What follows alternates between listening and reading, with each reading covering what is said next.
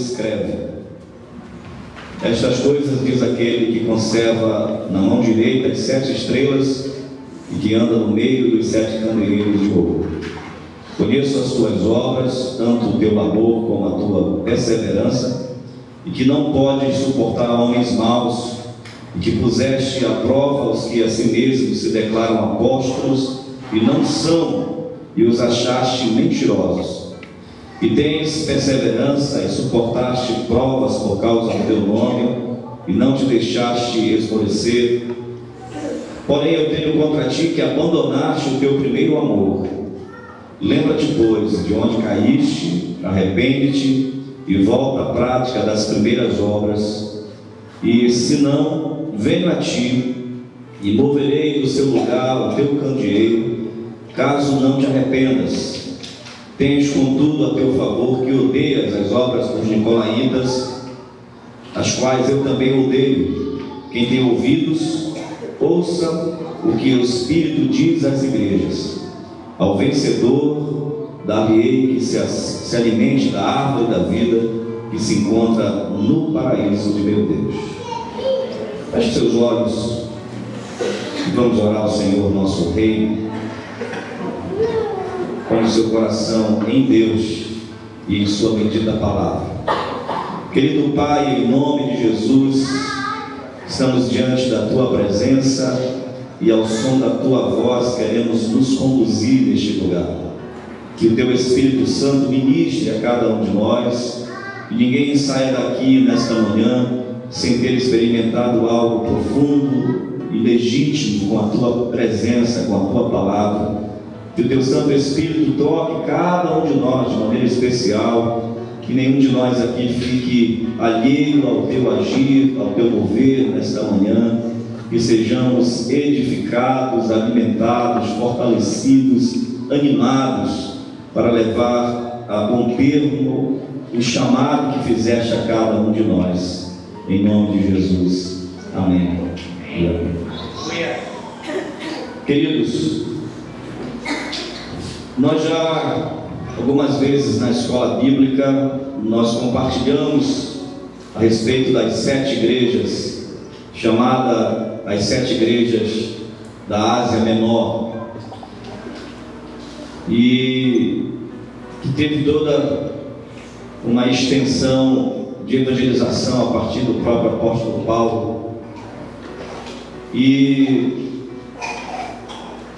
podemos ver algumas características dessas igrejas espalhadas pela Ásia, nas cidades polos, cidades comerciais, cidades portuárias, cidades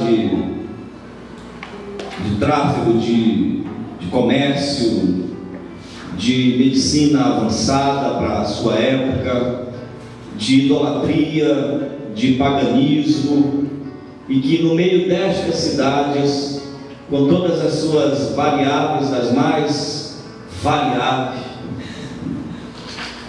o apóstolo João, depois de ter uma experiência com Deus, enxerga nessa igreja, a partir dos olhos do próprio Senhor Jesus, como funciona a igreja do Senhor em cada uma dessas cidades tão importantes. E a gente já estudou bastante isso aqui, e sinceramente que ao longo de toda esta semana eu vinha com um tema proposto pelo meu coração para compartilhar com a igreja, e com uma ideia em mente, mas o Espírito Santo de Deus me fez entender que esta é a palavra para esta manhã. Porque nós vivemos num tempo de desafios à nossa fé, de desafios à nossa virilidade espiritual, ao nosso vigor espiritual, à nossa legitimidade do nosso cristianismo, de como nós vivemos o nosso cristianismo, de como nós vivemos a nossa fé, de como nós vivemos como igreja do Senhor nos nossos dias. E temos sido muito tocados e incomodados por tudo que a gente observa ao nosso redor, e não é uma, duas ou três vezes que eu venho denunciando essas coisas aqui, neste púlpito, e onde eu posso, daquilo que a gente enxerga nos nossos dias de um evangelho fraudulento, frauduloso e fraudado, né? São vozes proféticas e apostólicas que têm se levantado nos nossos dias, mas que são vozes falsas, vozes não legítimas daquilo que de fato é a voz do Senhor. E quando João tem esta revelação do Apocalipse, ele teve uma experiência muito intensa, muito profunda. Ajude ele, Isaac, por favor, Vicente, aqui, ó. Não, ele vai ir.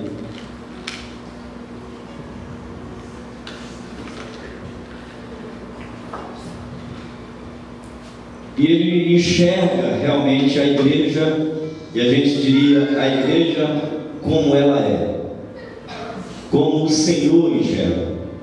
E é claro que todas as vezes que qualquer um de nós fizermos qualquer tipo de avaliação e lançarmos os nossos olhares sobre a igreja, e quando eu falo igreja, eu estou falando de comunidade local, estou falando de igreja no modo geral. Todas as vezes que cada um de nós lançar o seu olhar, o fará a partir da sua própria compreensão de igreja. Então não deixará de ser um olhar pessoal, um olhar sociológico, um olhar espontâneo de cada um. E por isso que nós não temos como conduzir a igreja, não temos como orientar a igreja e pastorear a igreja a partir desse olhar sociológico, a partir de um olhar psicológico, a partir de um olhar filosófico, que pastorear a igreja é extremamente importante e necessário que o coração daquele que olha a igreja esteja afinado intimamente com o coração daquele que é o cabeça da igreja, que é o Senhor Jesus. Aleluia! Porque todas as vezes que nós afinarmos o coração ao coração de Deus, nós vamos conseguir enxergar a igreja do modo mais lúcido possível, porque veremos como o Senhor vê. E ao olhar para a igreja e ao escrever essas cartas, ele começa com a igreja em Éfeso, uma cidade industriosa, uma colmeia de atividades, uma cidade muito importante. Nós já estudamos isso aqui. É a cidade mais próxima da ilha de Patmos, por isso é a primeira carta, porque quando João escreve as cartas, ele está na ilha de Patmos. Então essa sequência é exatamente uma sequência no sentido lógico de roteiro, e ele vai escrevendo a cada carta a partir da facilidade do mensageiro levar estas cartas numa rota que fosse o mais lógica, o mais econômica possível. Então ele era uma grande metrópole chamada Metrópole da Ásia, uma cidade absolutamente pagã, que tinha a grande Diana dos Efésios, uma cidade carregada de idolatria, era também um próspero centro comercial, e nesse lugar, onde havia uma rota comercial, inclusive para Roma, para o Oriente também, exatamente nesse burburinho de coisas, nesse centro comercial, que Deus implanta uma igreja, que Deus abre uma porta. E essa igreja é uma igreja fervorosa, uma igreja rica, uma igreja poderosa, uma igreja em muitas atividades, uma igreja ativa, uma igreja de muita ação, ocupada no serviço de Deus e dos seres humanos. Era uma igreja boa, uma igreja admirável. Qualquer pessoa, qualquer pastor gostaria de dirigir uma igreja como essa. Eles cuidavam dos doentes, cuidavam dos jovens, visitavam os idosos, cuidavam do templo. Era uma boa igreja. Acontece que Nem sempre quando a igreja ela está em plena atividade, nem sempre quando a igreja está em crescimento, nem sempre quando ela aparece aos olhos de uma avaliação humana, uma igreja próspera, nem sempre quando a gente imagina que aquela igreja, por conta de ser uma igreja reconhecida nacionalmente, por ser uma igreja de estrutura invejável, nem sempre este é o olhar que Jesus tem sobre ela. Este é um olhar humano, porque na perspectiva dos seres humanos, sucesso tem a ver com aquilo que você constrói, sucesso tem a ver com dinheiro, com estrutura, com finanças bem rechonchudas, contas rechonchudas do banco, fama, programas de televisão, aclamações, participação nos programas mais importantes da Globo, da Record, do SBT. Essa impressão sobre a igreja, ela é apenas uma impressão humana. Deus então olha para esta igreja e diz: eu tenho algo contra vocês. Aleluia. Vocês abandonaram o primeiro amor. O coração de vocês se tornou negocial. A igreja se tornou maquinal.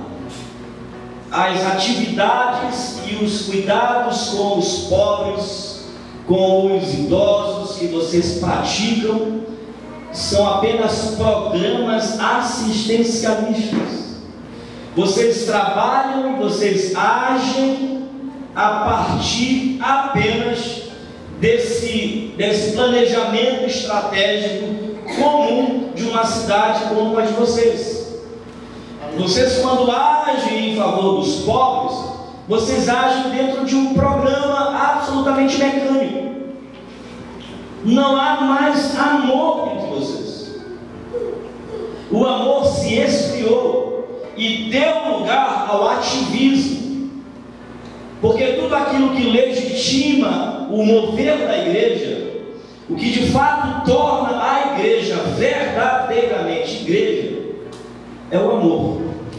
Não são os dons espirituais, não são as construções que a gente faz, não é a estrutura financeira, física, não é a infraestrutura da igreja. Não é essa igreja antes tinha uma central de ar e agora tem 10. Não era essa igreja tinha um templo simples e agora tem um mega templo. Não é isso que mede a espiritualidade, o avanço, o crescimento desta igreja. Jesus disse: o mundo conhecerá que vocês são meus discípulos quando vocês se amarem uns aos outros. Aleluia! Então a base de funcionamento da igreja, a base, o oxigênio da igreja é o amor. Porque a igreja foi fundada a partir do amor mais louco do mundo. Diz a Bíblia que Deus amou o mundo de tal maneira que deu seu Filho único. Então a igreja foi fundada em cima do amor mais absurdo que se possa imaginar, do amor de Deus.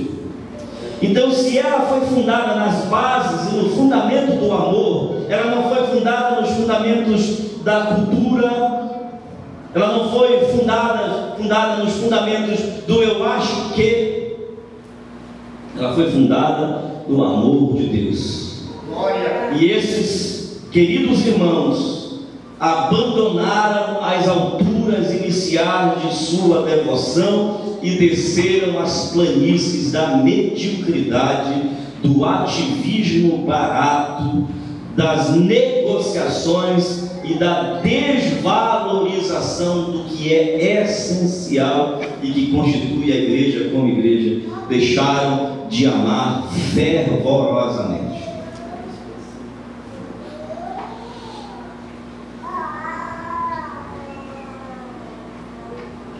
A igreja foi comprada por um preço alto. A moeda de compra foi o sangue do Cordeiro de Deus. Aleluia! Glória! Fomos comprados pelo sangue do Cordeiro de Deus, imaculado, justo e santo, Senhor. E quando Jesus passa por esta igreja, a Bíblia diz, na visão, ele é como aquele que anda por entre os 7 castiçais. São as 7 igrejas. Jesus passa pelo meio das 7 igrejas. Jesus anda pelo meio das igrejas. E ele vai observando, ele vai contemplando essa igreja. Ele não deixa de perceber todos os fatores positivos da igreja. Porque, meu querido irmão, minha querida irmã, ele também olha quem é você. Ele enxerga quem é você. Ainda que nós estejamos falando de um corpo, de uma igreja, mas isso também tem a ver comigo, com você, porque você em si traduz a excelência da igreja. Você é a igreja do Senhor. Caleb dá uma bênção animada, deixa aí. Ele está ruminando a palavra.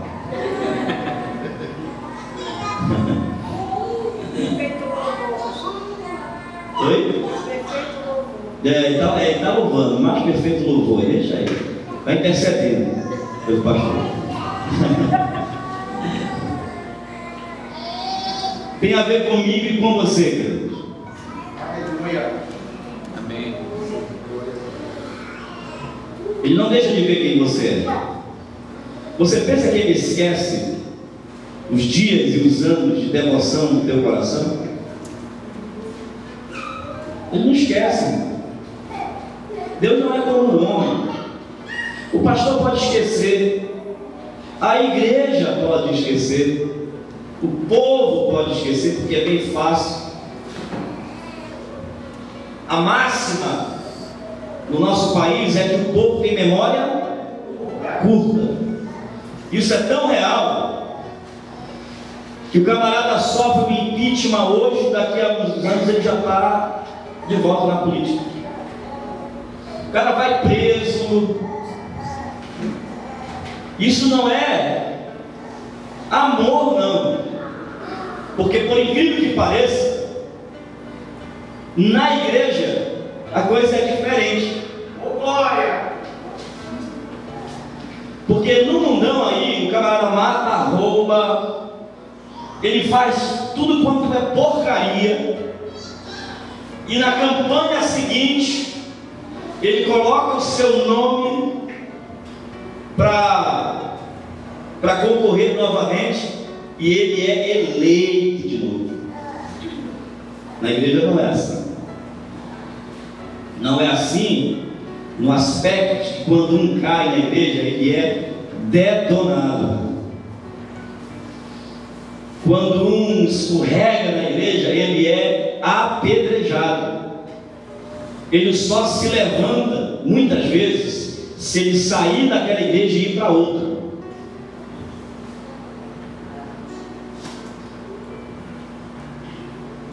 Não é porque a igreja não atua o pecado, não. Não é por causa disso. Porque de fato a igreja não tem que aturar o pecado. Mas é porque a igreja não tem misericórdia do pecador. É comum a gente ver pessoas sendo apedrejadas dentro da igreja, aquelas que o pai e a mãe orou, eles oraram, buscaram, pediram: salva o meu filho, Senhor, salva o meu filho, Senhor, traz o meu filho para a tua casa. Aí o filho vem, e no dia que o filho vem para a igreja, todo mundo: oh, glória a Deus, o filho da irmã aceitou Jesus, glória a Deus. Depois que ele entrou na casa, isso é interessante, irmão. Quando o pecador está lá fora, parece que ele vale mais do que quando ele está aqui dentro. Porque depois que ele entra, a gente despreza ele, a gente desconsidera ele. Lá fora ele pode ser um assassino, um ladrão, o que ele for, e a gente ama e quer ganhá-lo. Quanto mais existe aqueles que são os pregadores da miséria, quanto mais miséria eles contarem, quanto mais maldade eles contam que eles fizeram, mais o testemunho é bonito. Ele diz: eu sou ex-macumbeiro, ex-feiticeiro, ex-assassino, ex-ladrão, ex-não sei o quê. Quanto mais ex estiver no currículo dele, mais ele é aclamado, mais ele é convidado para pregar. Ele não prega o que ele é, ele prega o que ele foi.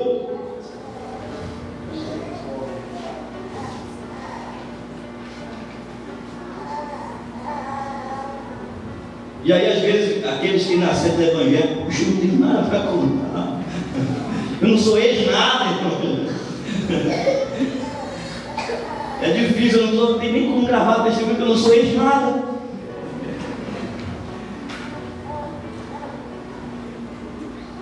Aí ele vem para a igreja,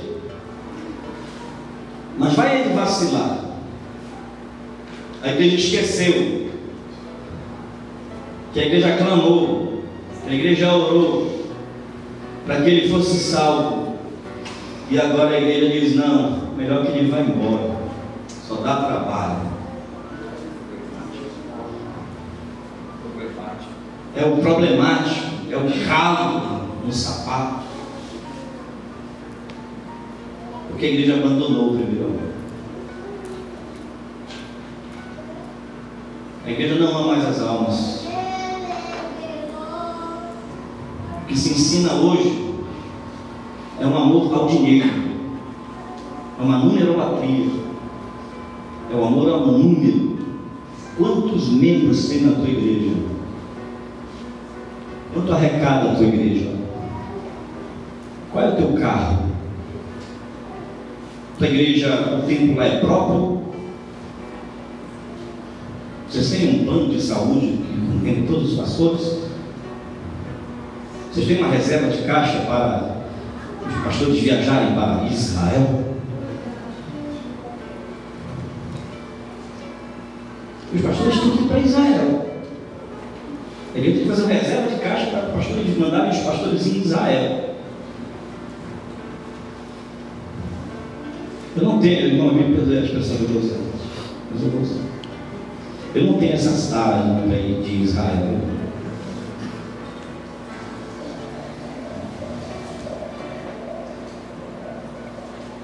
Porque para mim é maravilhoso saber o que Jesus fez andando por aquelas terras. Mas o que ele fez lá é para garantir que eu vá andar por alguns lugares que lá não é dinheiro que compra, que lá não é passaporte que precisa ser carimbado por ninguém nesta terra. É lá quando eu vou encontrar não por onde ele pisou, mas onde ele está.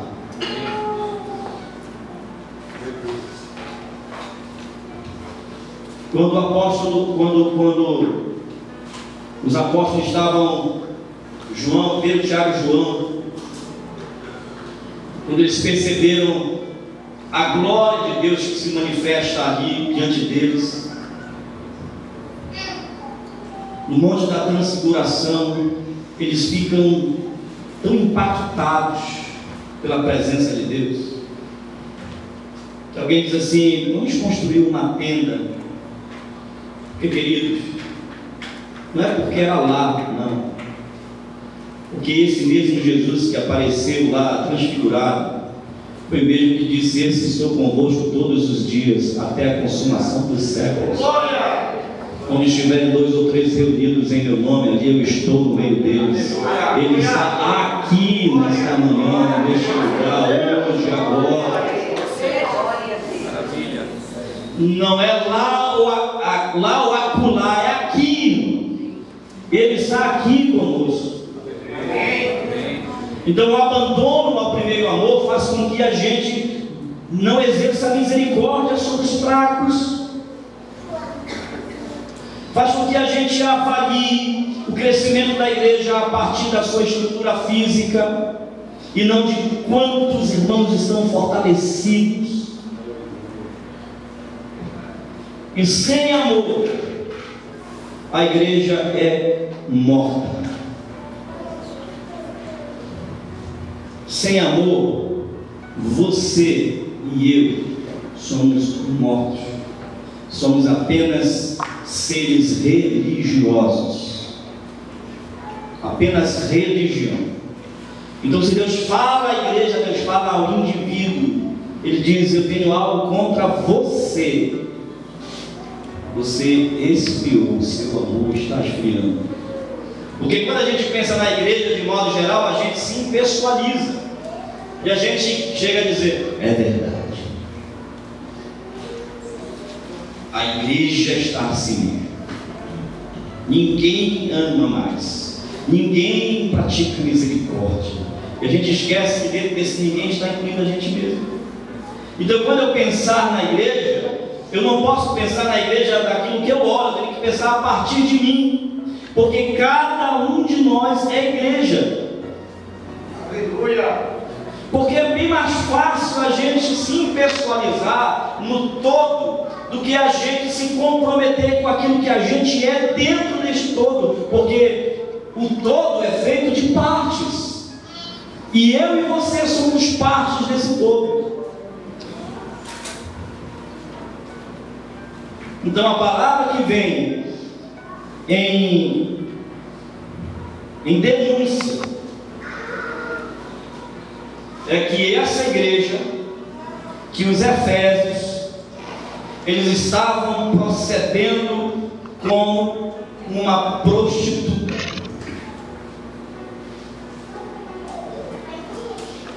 Estavam procedendo como uma prostituta. Eles estavam traindo e se ajuntando, porque agora eles eram uma religião forte, porque agora eles eram uma igreja forte, feita de gente rica, que causou, inclusive, que causou até um certo embaraço no comércio local, que a gente tem essa impressão, queridos. A gente diz assim: nós vamos derrubar a Rede Globo. Nós vamos derrubar a Rede Globo. Aí o cara pensa que derrubar a Rede Globo é fazer um programa para combater a Rede Globo. Aí ele vai para outra emissora e faz um outro programa, porque ele vai derrubar a Rede Globo. Que derrubou Dagonho não foi um planejamento estratégico, não foi uma ação humana. Que derrubou o Deus Dagon lá no seu templo foi a presença de Deus revelada a partir da Arca da Aliança. Glória! Aleluia! Ninguém combate Babilônia, ninguém combate as programações de apologia à homossexualidade da Globo, à prostituição, à mentira, ao adultério, ao pecado, com estratégias humanas. Sabe como é que a gente faz, irmãos? É com uma igreja cheia do amor de Deus. Glória! Não são as leis, irmãos. Vamos lutar contra a PL, não sei o que. Irmãos, nós vamos lutar. Nossa luta, diz a Bíblia, não é contra a carne nem o sangue, mas contra principados, potestades. Sabe quais são as armas da igreja? As armas da igreja legítimas nunca foram a lei, os piquetes, as greves. As armas da igreja sempre foram a oração, o jejum, a palavra, a vida de comunhão com Deus. Glória! Aleluia! Essas são as armas da igreja. O pecado avança no mundo, a violência avança quando a igreja se recua no amor, na oração e na palavra.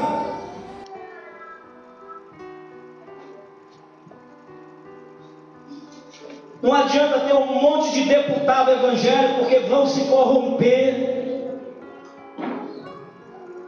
Não adianta dizer: nós temos uma bancada de evangélicos, um monte de corruptos, safados, que estão lá para ganhar dinheiro.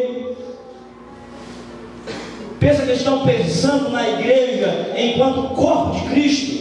Estão pensando na igreja enquanto instituição financeira que retribui a eles com seus votos de cabrestos?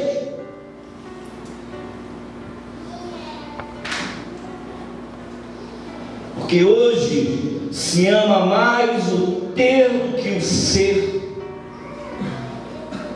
Então, uma igreja que vai fazer diferença neste século não é a igreja que tem o maior número de deputados, de vereadores, o maior número de programas de televisão, não.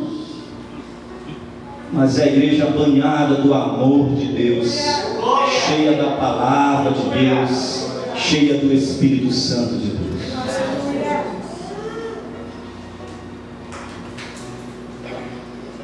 Esse povo resistiu com tanta coragem, diz a Bíblia, no texto que nós lemos, que eles resistiram os nicolaítas, os servos de Nicolau, que trazia doutrinas perversas, e eles resistiram.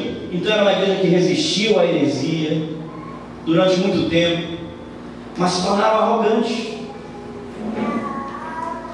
Nós somos a maior igreja da Ásia. Nós estamos no maior centro comercial da Ásia. Daqui a gente pode enviar as nossas pregações, os nossos missionários para Roma, atravessar e para o Ocidente. Se você for ver a carta de Paulo aos Efésios, é justamente lá que ele diz que as armas da nossa milícia não são carnais, e sim poderosas em Deus. É lá que ele diz que nós devemos tomar o capacete da salvação, a espada do Espírito, a couraça da justiça, as sandálias da preparação do Evangelho da paz, empunhar o escudo da fé e a espada do Espírito, com o qual podeis apagar todos os dados inflamados do maligno. Não é essa armadura física, mas é a justiça, é a paz, a verdade, o amor, a palavra. É isso que caracteriza o verdadeiro cristão. Sem amor, todo conhecimento torna-se soberba. Porque a gente pode cair no outro extremo. Assim como a gente denuncia, de um lado, aquelas igrejas que se utilizam do misticismo, dos galinhos de arruda para fazer suas campanhas, dos sapateados, dos retetés, e a gente denuncia essa meninice, essa tolice espiritual, por um lado. A gente, por outro lado, pode cair no erro, sem amor, de nos tornarmos intelectuais arrogantes. Nós temos a melhor teologia. Aqui, nós pregamos sermões expositivos. Aqui não tem início, aqui não tem tolice, aqui não tem o Espírito Santo. Basta a gente, que já está bom demais. Intelectualidade, cabeças cheias, corações vazios, toda a polidez, todo o verniz da sabedoria humana, brilhando, mas sem o brilho da glória de Deus. Não podemos, como diz os irmãos lá nos barcos, no Marajó, não podemos cambar nem para a direita nem para a esquerda. Nós temos que ter equilíbrio, cheios da palavra, de uma teologia firme, sim, equilibrada, mas uma vida cheia de Deus, de oração, de comunhão com o Espírito Santo, de comunhão com a graça de Deus, com a glória de Deus, porque amor é que torna o conhecimento um instrumento de transformação, e conhecimento sem amor vira soberba. O amor é o maior de todos os conhecimentos. O amor é maior que os dons. Você vai encontrar lá em 1 Coríntios, nós estudamos isso aqui. Depois que ele fala de todas as diretrizes para a igreja, ele chega no capítulo 12 de 1 Coríntios, ele fala sobre os dons espirituais, ele fala de línguas estranhas, de interpretação de línguas, de profecia, de toda a palavra do conhecimento, da sabedoria, discernimento do Espírito, dom de curar, dom de operar maravilhas. Ele fala tudo isso, que coisa linda. Mas agora, peraí, isso aí é só isso. Porque agora sim eu vou mostrar para vocês um caminho sobre modo excelente. Ainda que eu fale a língua dos homens, a língua dos anjos, se eu não tiver amor, nada será. Aí começa naquele texto poético de 1 Coríntios capítulo 13. O amor é paciente, não se exaspera, não suspeita mal. O amor permanece. A igreja vai ser conhecida como Igreja de Jesus por causa do amor, porque é esse ar que a gente vai respirar no céu. É o amor.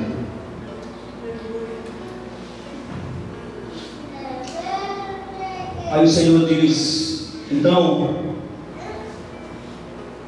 eu tenho um conselho para dar para vocês. Lembra de coisa onde caíste. Se lembre onde começou. Se lembre qual foi o ponto-chave. Qual foi a primeira queda nesse termômetro. Pense quando foi que você deixou de amar os pecadores perdidos. Pense como você começou a perder o interesse de estar no culto com os irmãos. Pense qual foi o dia que ir ao culto, ir à igreja, passou a ser peso para você. Pense quando foi que o ministério, que cantar, tocar na igreja, passou a ser um peso para você. Quando você começou a abandonar o seu amor e passou a carregar o fardo do compromisso sem amor. Eu falei aqui na classe de casais, no nosso seminário para casais, não sei se eu falei isso aqui na igreja, mas de um seminário, de um congresso de casais, de famílias, de um pregador muito importante numa igreja, a igreja lotada, e tinha uma viúva que houvera sido casada há mais de 50 anos, 60 anos de casada, e agora estava viúva. E alguém foi lá e soprou no ouvido do pregador, do palestrante, que aquela mulher tinha sido casada 60 anos e ela já estava com 80 e poucos anos de idade, e ele fez questão de conhecer para incluir, né, nas suas aplicações, nos seus testemunhos, a história daquela mulher, para dar mais ênfase àquilo que ele falava. E conseguiram marcar, e ela chegou diante dele e disse para ele, ele disse assim: poxa, eu fiquei sabendo que você foi casada há 60 anos, com seu marido, e que testemunho lindo, eu queria saber o que foi, como foi isso?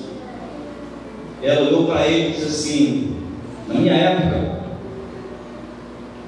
a gente casava, primeiro porque os nossos pais diziam que nós tínhamos que arranjar um bom partido, tínhamos que casar. E eles diziam o seguinte: que uma boa esposa tem que obedecer o marido, tem que fazer a melhor comida para o marido, tem que lavar a roupa do marido, tem que cuidar do marido, tem que ser submissa não pode levantar a voz para o seu marido, porque quem manda é ele. As meninas eram preparadas para serem lambaias dos maridos.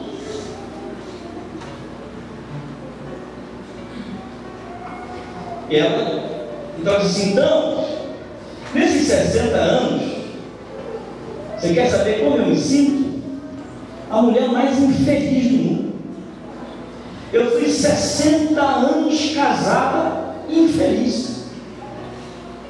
Foram 60 anos de infelicidade, mas eu nunca traí meu marido, eu nunca deixei queimar o arroz, eu nunca deixei queimar o feijão, eu nunca queimei uma blusa dele passando com ferro, eu sempre cuidei dele como uma boa esposa faz, uma boa e infeliz esposa faz.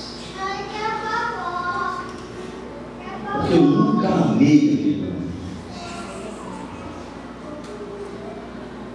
Quando ele morreu, foi um alívio.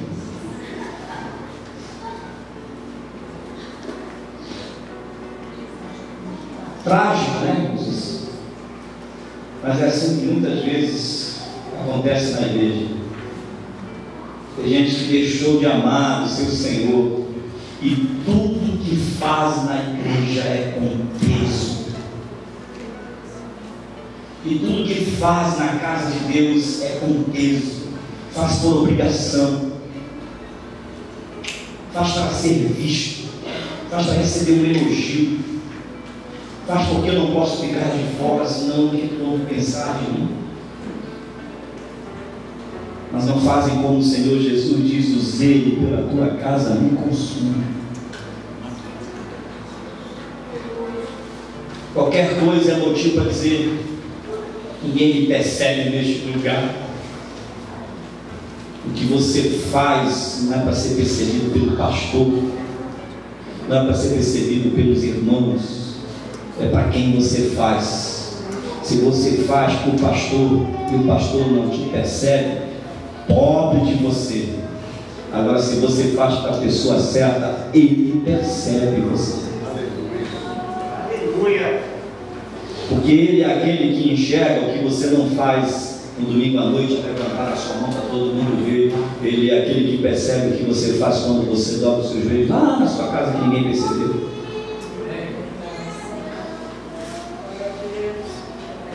Você não chega na igreja abafando, com aquela roupa da hora, todo mundo vê. Ou você andou para dar um trato no cabelo para todo mundo perceber, ninguém percebeu. Depende para quem você está fazendo. Até para cortar o cabelo, você tem que dizer: Senhor, eu vou cortar o cabelo para te ver se ficou bonito.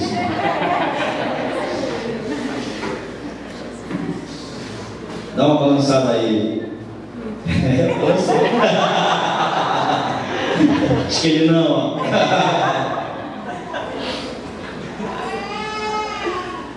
Porque quando nós fazemos para a pessoa certa, é essa pessoa que interessa. O feedback tem que vir dele. Então essa igreja é orientada. Primeiro, lembre-se de sua condição anterior. Como você vinha, como você era. Sabe aqueles dias que a gente fazia sem interesse nenhum? Tudo que você fazia, você não tinha. Fazia porque você queria, você não tinha interesses pessoais, não tinha interesses próprios, não era para ganhar salário, não era para ganhar dinheiro, não era para ganhar aplauso, não era para ganhar admiração, não era para ganhar reforçamento de ninguém. Você fazia porque você tinha a disposição de fazer para Ele. Aleluia.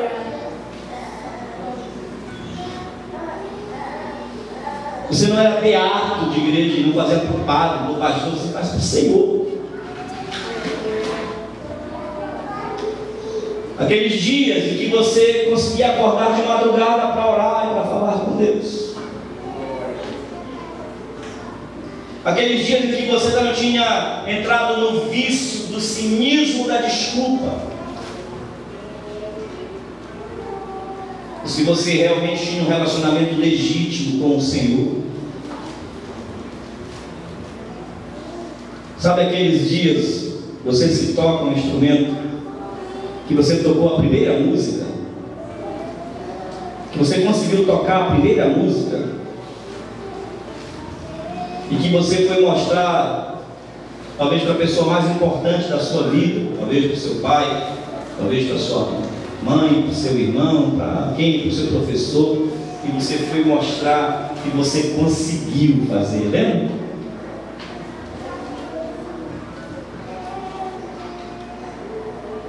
E ele disse: puxa, meu filho, você já está tocando essa música. É esse sentimento que tem que retornar aos nossos corações daquilo que a gente faz para o Senhor. Senhor, olha o que eu fiz, Pai, para Ti.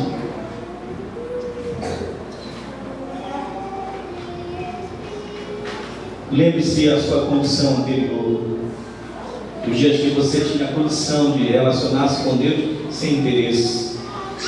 Arrependa-se.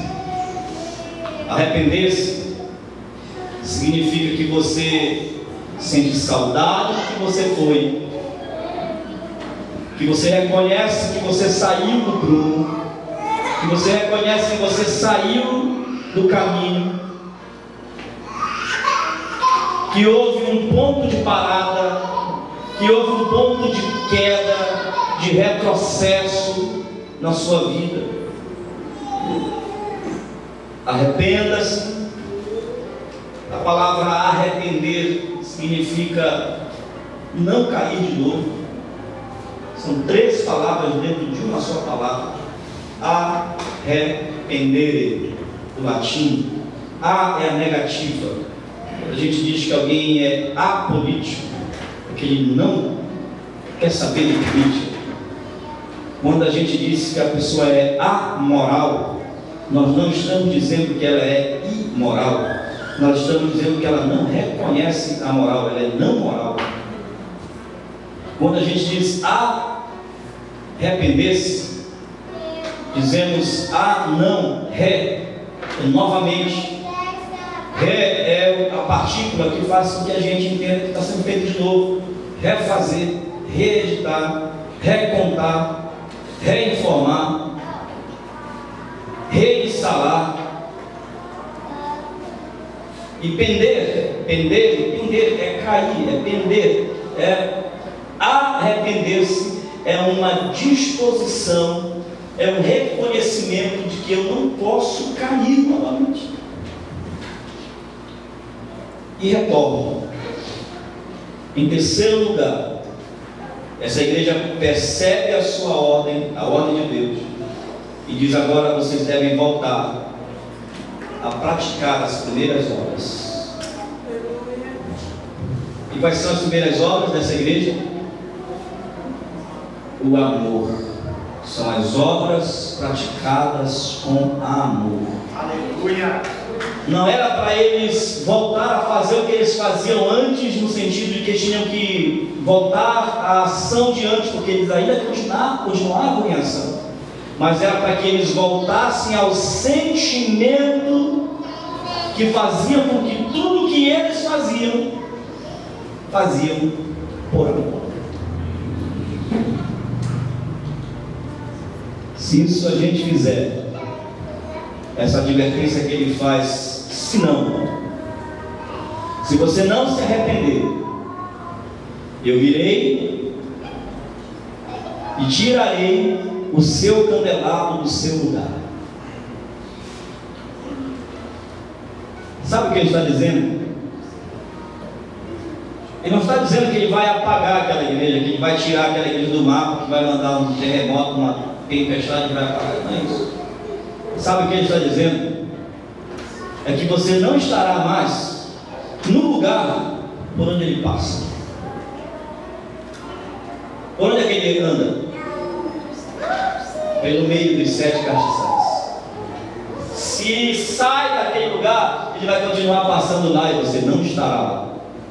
Você poderá estar aqui, mas você não vai perceber passar por entre você, porque você não estará de fato, porque você se tornará tornar insensível, impermeável, invisível. Ele vai tirar você da rota dele. Ele vai dizer: você não estará mais onde eu costumo passar, onde eu costumo estar, onde eu costumo observar e abençoar. É isso que ele está dizendo. E é esse querido Deus que está nos chamando nesta manhã a voltarmos ao primeiro amor.